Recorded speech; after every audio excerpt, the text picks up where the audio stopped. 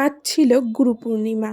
আমার সকল গুরুজনদের অসংখ্য শ্রদ্ধা ও প্রণাম জানিয়ে ভিডিওটি শুরু করছি।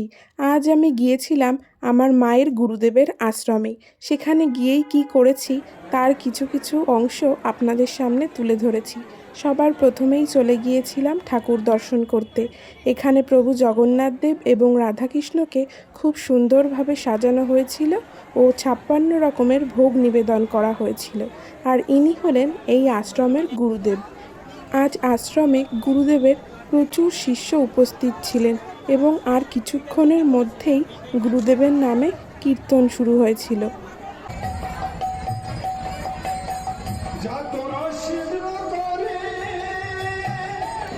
কীর্তন শেষ হওয়ার পরই এখানে প্রসাদের ব্যবস্থাও করা হয়েছিল। প্রচুর প্রসাদের আয়োজন করা হয়েছিল যাতে গুরুদেবের সকল শিষ্য প্রসাদ পায়, কেউ যেন অভুক্ত ফিরে না যায়। আর কিছুক্ষণের মধ্যেই প্রসাদ দেওয়া শুরু হবে। এখানে তারই এখন যোগাড়যন্ত্র করা হচ্ছে আর সকল শিষ্যরা বসে আছে প্রসাদ নেওয়ার উদ্দেশ্যে। তো সেখান থেকে আমাদের জন্য কি কি প্রসাদের আয়োজন করা হয়েছিল সেটা আসছে নেক্সট পার্টে। ভিডিওটি ভালো লাগলে অবশ্যই লাইক, কমেন্ট এবং শেয়ার করবেন।